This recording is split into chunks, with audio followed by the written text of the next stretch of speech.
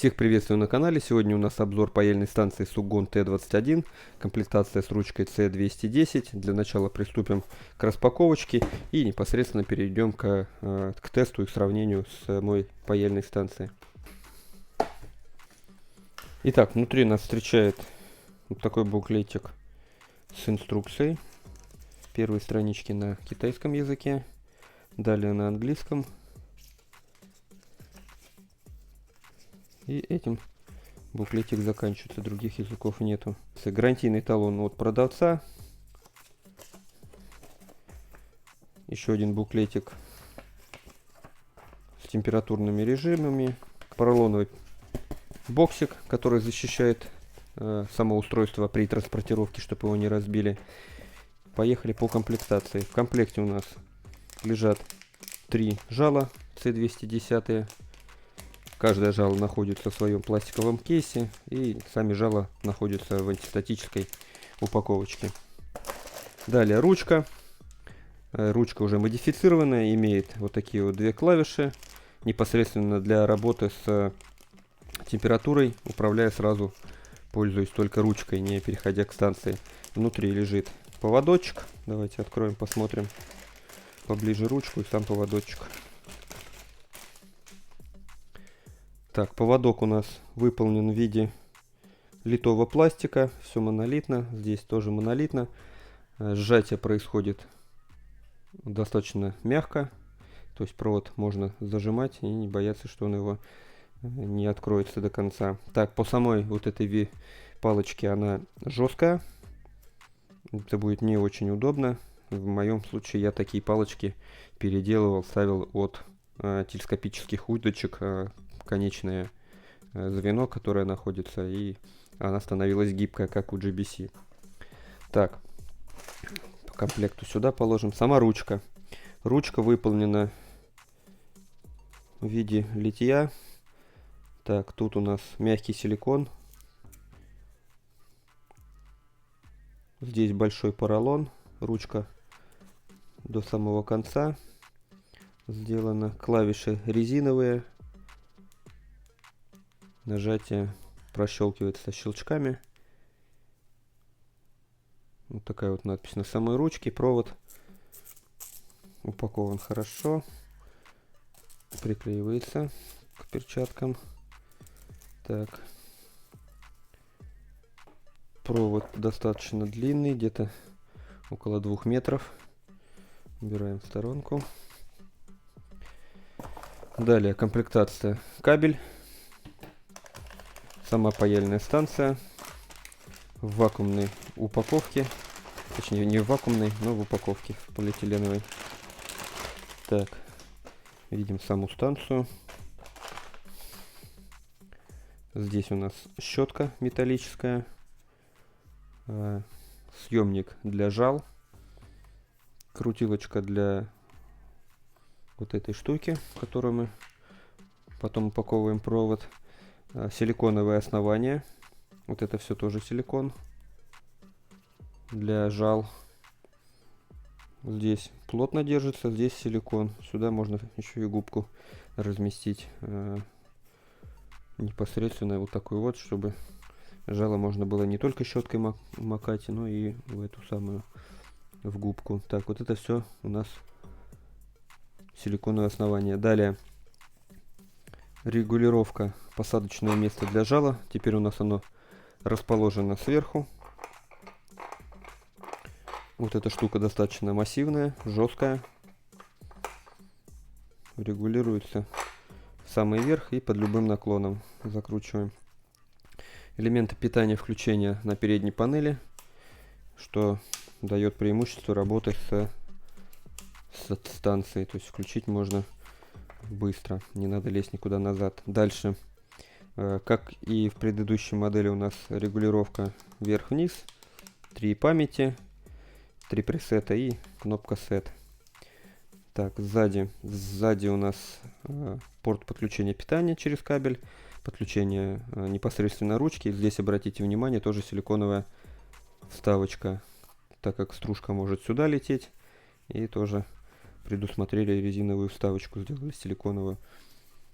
Так, что у нас тут по низу есть спецификация, сертификаты, наклейки, QR-код на саму станцию, либо на магазин. Ниже Sugon T21. Питание, мощность станции 120 Вт. Предохранитель 2 ампера. Предохранитель 2 ампера. Сам предохранитель расположен, наверное, внутри. То есть быстрая замена предохранителя не предусмотрена на случай, если это потребуется. Так, вот эта щеточка сделана достаточно интересно, жесткая. Так, как ее вытаскивать, сейчас посмотрим. Да, лежит отдельно картриджем, вытащить можно, но достаточно плотно сидит, непосредственно как кусочек пластинки какой-то. Так, все по комплектации. Все, больше тут ничего нету. Переходим к функционалу самой паяльной станции. При включении у нас отображается температура Фаренгейта. Для того, чтобы ее изменить, 2 раза нажимаем клавишу Set и видим у нас привычную для нас температуру в градусах. При снятии ручки слева индикатор отображает текущую температуру, справа мощность, подаваемую на ручку. Также мощность отображается в виде графика желтыми светодиодами.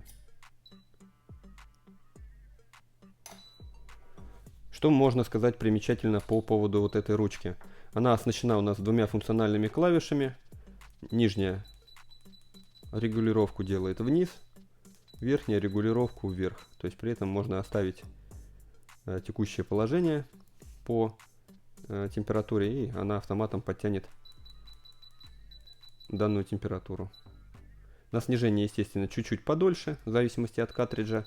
На увеличение буквально несколько секунд и приходит в это значение. По клавишам CH1, CH2, CH3 это клавиши у нас пресеты, то есть с выбранными режимами.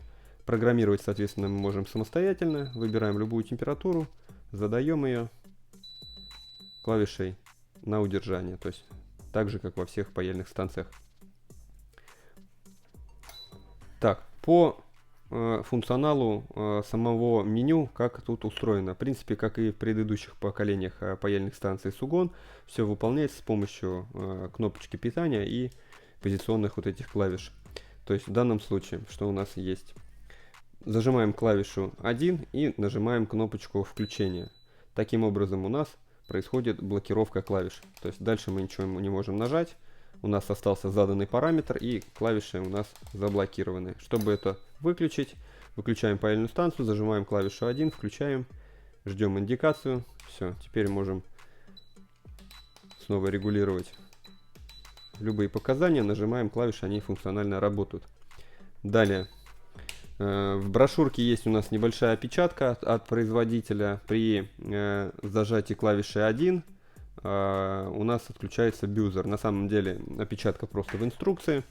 При зажатии клавиши 2 включаем, и у нас происходит вот такая надпись и пишет, что бюзер отключен. То есть теперь мы снимаем, у нас нету никаких звуков. То есть нужно, если вы работаете дома и там своим домочадцам вам будет вот этот звук мешать. Соответственно, выключаем его, и он работает без звука. В данном случае мне нравится со звуком, здесь он достаточно приятный. И все действия, которые происходят с паяльником, отображаются и визуально, и со звуком. Звук приятный. Поэтому оставляем его здесь. Далее, по клавише цифра CH3 на выключенном, соответственно, зажимаем и включаем паяльную станцию. У нас отображается вот такое положение цифр. Тут мы можем выбрать 150, 180 или 0. Что это значит? Это температура, которая будет в режиме сна. То есть выбираем 150, нажимаем Set, сохраняем. У нас эта температура зафиксируется и будет в режиме сна эта температура. Работает только с 245 ручкой. На 210 и 115 ручке это не работает. То есть можем этот параметр просто пропустить мимо. То есть он у нас не сработает. Включаем паяльную станцию. Все, запустилось в том же самом состоянии. Далее актуальная будет вещь по поводу калибровки жал. То есть, чтобы откалибровать жало, нам нужно нажать клавишу Set и включить паяльник. Здесь у нас отображается температура, ту, которую нам нужно задать на паяльной станции. То есть, если вы замерили фактическую температуру, нажали, давайте даже проще объясню. Включаем паяльную станцию. Выбираем любой пресет, допустим, 290, ну, на той температуре, которой вы чаще работаете, я обычно так рекомендую. То есть, допустим, это будет у нас где-то 360 градусов. Давайте уменьшим. 360, запрограммируем на второй пресет. Все, фактически мы выставили 360 градусов. Делаете замер любым прибором, которому вы доверяете, меряете фактическую температуру на жале. Допустим, оно здесь не 360, а 350. Далее выключаете, включаете кнопочку, нажимаете Set и включаете паяльную станцию. Вот появилась индикация, и теперь вы ставите не 360, допустим, а то текущее значение, которое у вас показывает измерительный прибор. Ну, допустим, там 355. И, соответственно, нажимаете клавишу Set. Этого делать мы не будем, потому что я показания еще не мерил. Сейчас перейдем непосредственно к замерам. Но, однако, еще хочу сказать такой момент. Замеры по паяльным жалам я рекомендую делать не сразу, так как жало со временем прогреется, чуть-чуть поменяется температурный режим. Ну, обычно это 2-3 дня, поработали, и только потом уже можно делать какие-то калибровки. Сразу калибровки делать бессмысленно, то есть вы все равно не поймаете правильную температуру, то есть по самим жалам. По пайке давайте непосредственно попробуем именно посмотреть скорость нагрева. Ну, я думаю, это, в принципе, и так видно, но тем не менее, давайте по поводу вот припоя начнем, потом перейдем непосредственно к каким-то замерам. Включаем паяльную станцию, то есть включение от момента включения до пайки самого участка происходит очень быстро. То есть загрузка самой паяльной станции достаточно быстро. Включаем и можно сразу паять. То есть нету никакой задержки. Жало, соответственно, мы чистим на вот этой вот губке. Губка, на мой взгляд, очень интересная. Выключаем паяльную станцию. При чистке небольшое разбрызгивание происходит в эту сторону.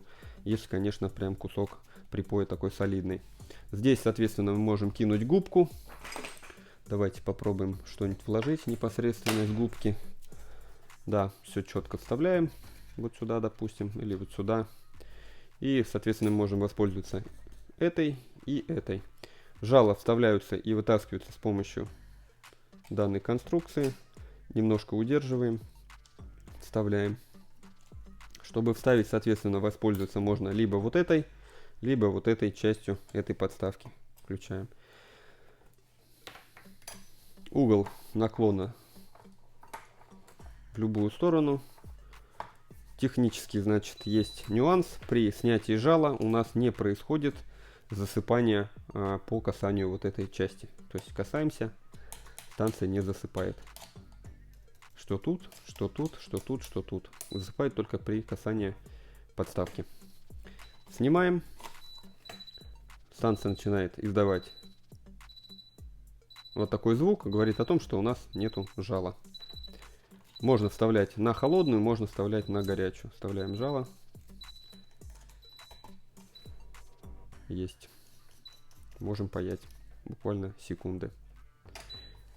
По эргономике, что можно сказать, удобно или неудобно вот это вот решение, которое над дисплеем. На самом деле казалось на картинке, что не очень правильное решение с точки зрения, что вы можете промазать и бахнуть в дисплей.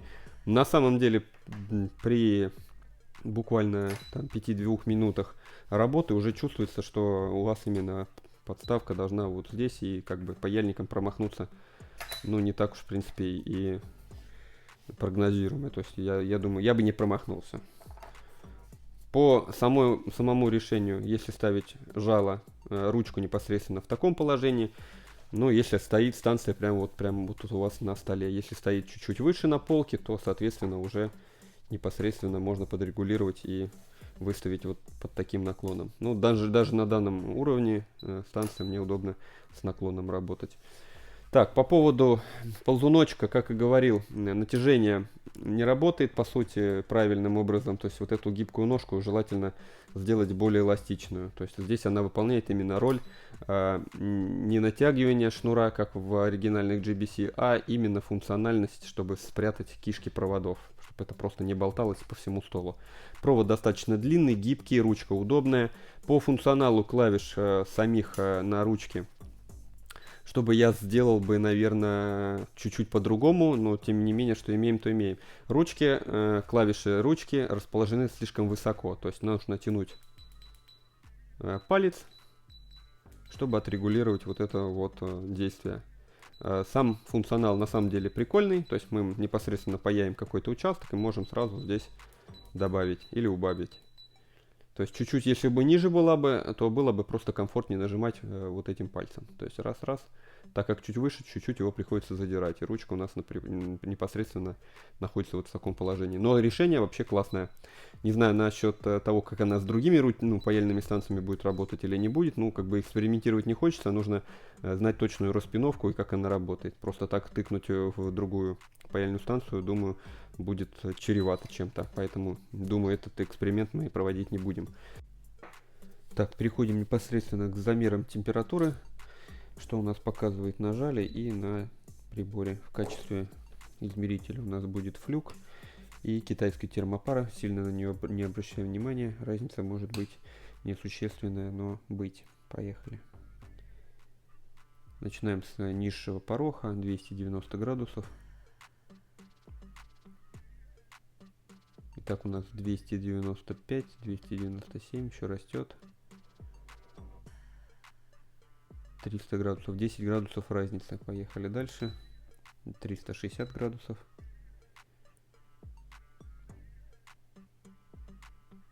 Показывает 365, 368, 370 поднялось. 10 градусов в сторону плюса. Так, у нас теперь 380.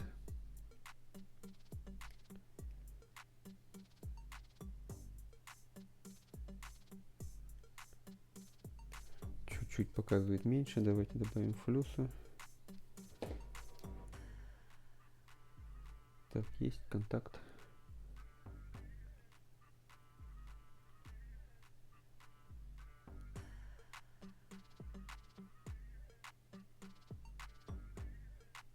Триста 76, 377, 380.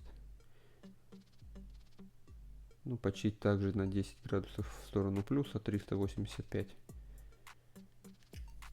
Давайте непосредственно уберем с ручки на 260, посмотрим, насколько изменится.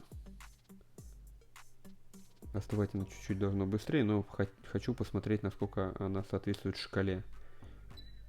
Да, у нас соответствует индикация на самой станции и на шкале. То есть именно непосредственно температура на жале отображается и на станции. То есть не привирает. Давайте еще уменьшим на 142.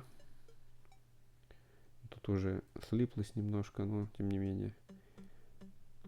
Термопара показывает, что на приборе, что на самой паяльной станции примерно равные значения. То есть, соответственно, вот этот индикатор у нас показывает действительную температуру, которая у нас на жале.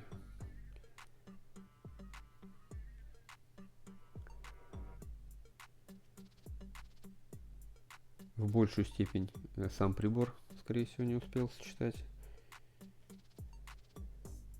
Либо просто коснулся не очень аккуратно. Тем не менее, соответствует действительности. То есть на самом жале все соответствует. Так, давайте эксперимента ради попробуем поменять наконечник. Сделаем наконечник иглу и посмотрим по замерам. Так, здесь есть тоненькое отверстие непосредственно для того, чтобы сделать замеры на игле. Давайте немножко профлюсуем и поехали. С иглой будет немножко сложнее вымерить, так как у нее точка касания меньше. Но тем не менее коснуться, я думаю, получится. Так, давайте сразу с 290.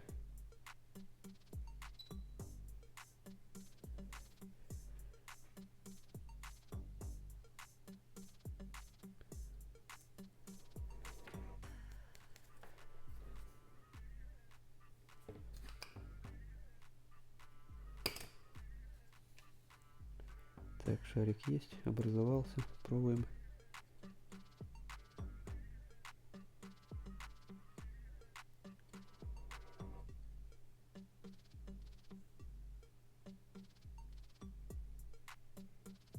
Так, ну все, коснулся достаточно нормально термопары.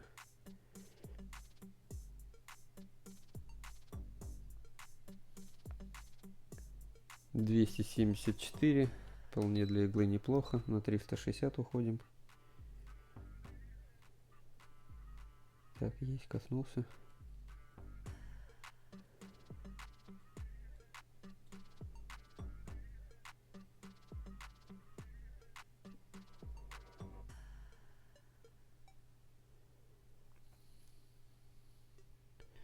С иглой сделать замер проблематичней.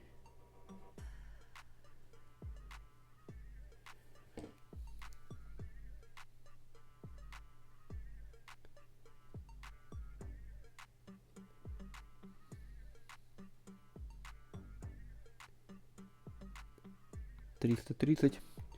На 380 уходим. Ну и как я раньше говорил, все эти замеры желательно делать уже непосредственно по паяв паяльной станции. Только потом уже калибровки какие-то делать. Так, на игле 350 градусов. В целом нормально. Непосредственно может площадь касания плохая. Губка тут реально удобная штука. И жало чистится прям замечательно. Вообще производитель заявляет, что нужно делать калибровку под каждое жало. Ну, это как бы, я считаю, бессмысленно. По той причине, что если вы видите, что вам не хватает, просто добавить температуры на паяльной станции. Калибровать каждое жало бессмысленно. То есть, если только вы не перфекционист, и вам нужны непосредственно прям точные цифры на приборе и на жале. Так, ставим обратно топорик 290. Температуру показывает ровно. То есть, на удивление, температура здесь просто соответствует практически в идеально с измерительным прибором. Так, ну на этом видео заканчиваем. Всем пока. Ссылочку на товары на магазин оставлю в описании под видео. И сразу скажу, что можно приобрести данную паяльную станцию по РФ с промокодом ROM. Будет дешевле на $5. Так что обратитесь непосредственно по ссылочке, напишите продавцу, что пришли с моего канала, и получите $5 скидку на данный товар. Итак, ручка у нас сама по себе разборная. Отделяется вот такой наконечник. Здесь мы можем отделить плату, ручку, точнее пластик. Видим внутри небольшую плату и два микропереключателя. Дальше все распаяно внутрь. Дальше половинить не буду. Просто смысла не имеет, так как цоколевка нам на другую станцию все равно не подойдет. Режим переключения, я думаю, на другую не приколхозить. Закручиваем все обратно. Ручка собрана хорошо, тем не менее она не летает. То есть у нас разбирается на две половинки. Здесь поролон сразу установленный, стандартной формы. Поролончик можно заменить. Так, теперь перейдем непосредственно к содержимому паяльной станции.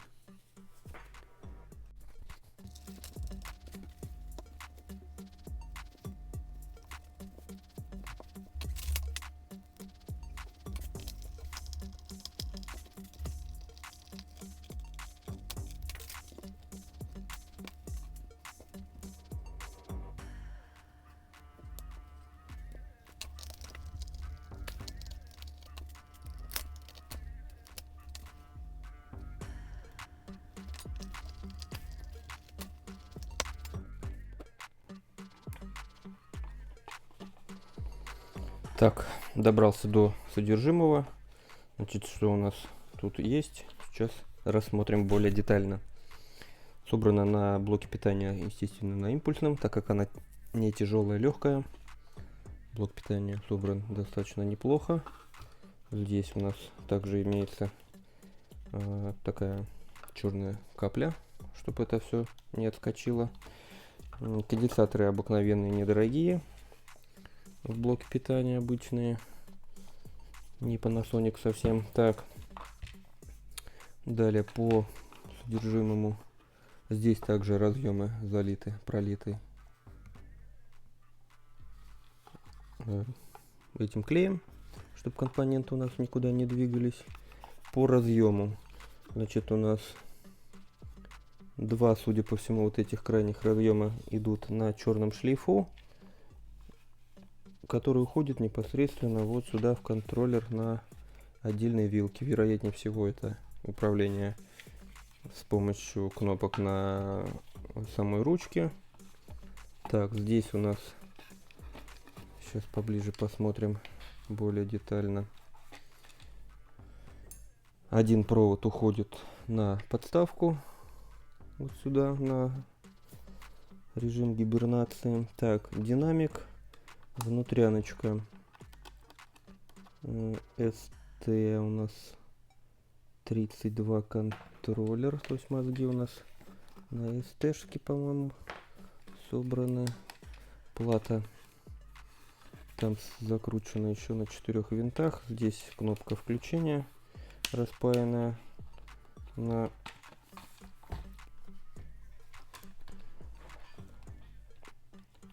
вот таких вот резиновых силиконовых. Так, тут у нас внутри особо ничего не видно. В целом видно, что у нас там микросхема ST. Дальше маркировка особо не просматривается. По качеству проводов все собрано на стяжках. Термоусадка. Провода на ручку не толстые. Уходит на вот этот вот коннектор. Ну и не тоненькие. То есть если визуально смотреть, они достаточно тонкие, но жесткие при этом. То есть здесь наполнитель собрано на двух ключиках, вот тех маленьких, на ручку. Надеюсь, передает, но особо это у нас значения никакого не придаст. Сейчас попробуем подсветить фонариком.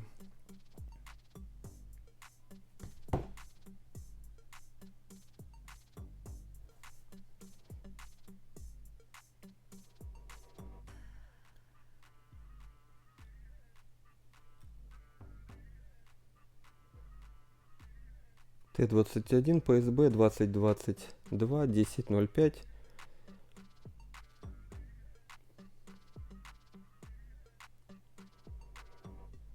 Обе платы фиолетовые, собраны, видимо, непосредственно под конкретную паяльную станцию. То есть не отдельно купленный блок питания. Все непосредственно для этой станции.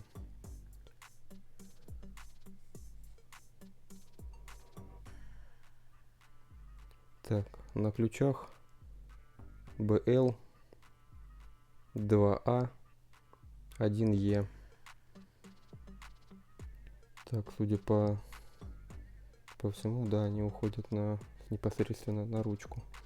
По ручке виден вот этот вот черный шлейф верхний. Вот он, задействованы два крайних контакта. Скорее всего, идут дальше на плату управления кнопками. То есть содержимое вполне очевидное.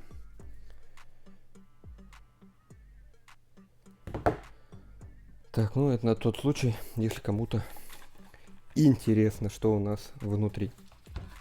Собираем все обратно и закручиваем.